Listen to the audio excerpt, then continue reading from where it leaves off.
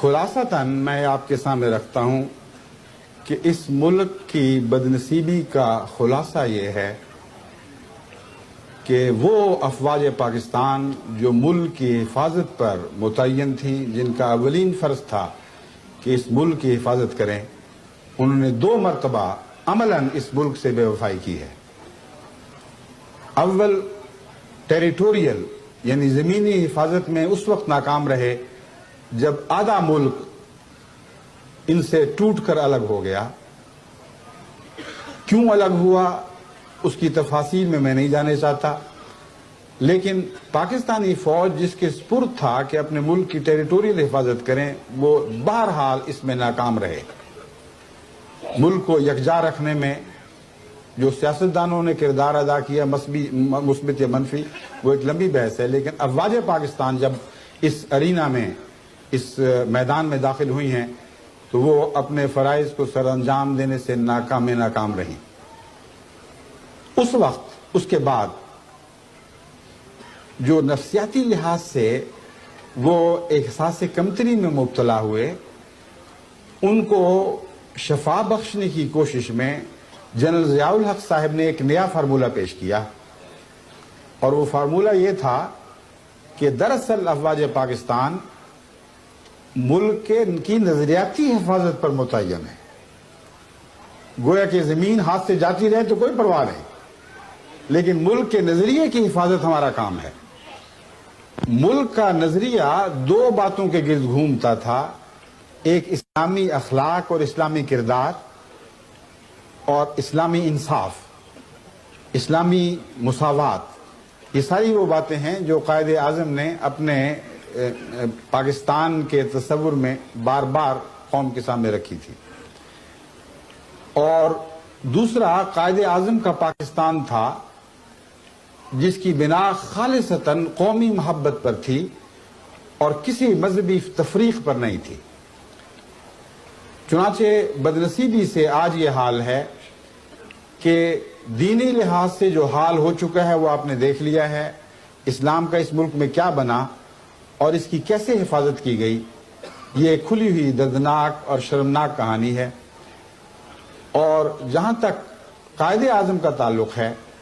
قائد اعظم کے پاکستان کو افواج پاکستان کی سربراہی میں، جبکہ ضیاء الحق ان کے سربراہ تھے، تمام تر قائد اعظم کے دشمنوں کے سپرد کر دیا گیا، اور یہ ملک کلیتاً پاکستان کے دشمنوں نے ہائی جیک کر لیا۔ اس وقت کے پاکستانی افواج کے سربراہ کی سرپرستی میں تو دونوں جگہ ناکام رہے۔ ابھی وقت ہے، ابھی آخری بات نہیں ہوئی، ابھی وقت ہے کہ ان حالات کا ٹھنڈے دل سے تجزیہ کیا جائے۔ افواج پاکستان سے ہمیں دلی محبت ہے بطور پاکستانی کے، اور ہم جانتے ہیں کہ جوانان پاکستان واقعتاً ملک کے لیے ہر قربانی کے لیے تیار ہے، لیکن ان کے سربراہوں کو میں نصیحت کرتا ہوں کہ جو ظلم ماضی میں ہو چکے، جو بے وفائیاں تم سے سرزد ہوئیں مجبوراً طون یا کرہن، اب وقت ہے کہ ان کا ازالہ کرو، کیونکہ اب یہ بات عام سیاست کی حدود سے تجاوز کر چکی ہے۔ جب تک سیاستدان کو یہ معلوم نہ ہو کہ افواج پاکستان ان تمام خرابیوں کا ازالہ کرنے کا تہیہ کر چکی ہیں، اس وقت تک سیاستدان میں یہ جرأت ہی نہیں ہے کہ وہ کسی غلط فیصلے کو درست کر دے یا کسی ظلم کی اصلاح کرے اور اسے انصاف اور عدل میں تبدیل کر سکے۔ اس لیے جب تک یہ واقعہ نہ ہو کہ اوپر کی سطح پر سوچ صحت مند راستہ اختیار نہ کرے، جب تک یہ واقعہ نہ ہو کہ ٹھنڈے دل سے گزشتہ تاریخ کا جائزہ لے کر یہ معلوم کریں کہ کہاں سے چلے تھے، کہاں جا پہنچے ہیں، اس وقت تک اس ملک کی بقا کی کوئی ضمانت نہیں دی جا سکتی۔ حالات دن بدن بد سے بدتر ہوتے چلے جا رہے ہیں۔ اس لیے میں نہایت درد مند دل سے صرف پاکستان کی افواج کے سربراہوں ہی کو نہیں، ملک کے تمام سیاستدانوں کو جو حکومت سے تعلق رکھتے ہوں یا اپوزیشن سے تعلق رکھتے ہوں، یہ عاجزانہ درخواست کرتا ہوں، کوئی کی خدمت میں یہ عاجزانہ اپیل کرتا ہوں، یہ عاجزانہ درخواست کرتا ہوں کہ خدا کے واسطے سر جوڑ کر بیٹھو، جو لغزشیں ہو گئیں ان کو ماضی میں دفن کرو، اثر نو پاکستان کی تعمیر نو کا کام شروع کرو۔ اور یہ ممکن نہیں ہے جب تک اول تم قائد اعظم کے اس تصور میں پناہ نہ لو جس تصور کو قائد اعظم کے الفاظ میں بار بار آپ کے سامنے پیش کر چکا ہوں، اور اس سے بڑھ کر قرآن کی اس نصیحت میں پناہ نہ لو جو اس آیت کریمہ میں پیش کی گئی ہے جس کی میں نے پہلے تلاوت کی تھی، ان اللہ یامر بالعدل والاحسان وایتاء ذی القربی۔ اے مسلمانوں،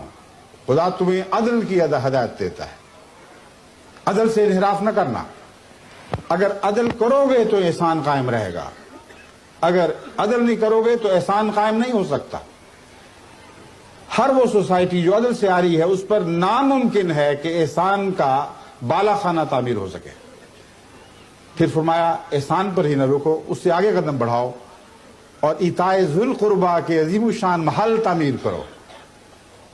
خلق کو اس مقام تک پہنچا دو جس پر حضرت صلی اللہ علیہ وآلہ وسلم کا قدم تھا، جو مکارم الاخلاق پر فائز فرمائے گئے تھے۔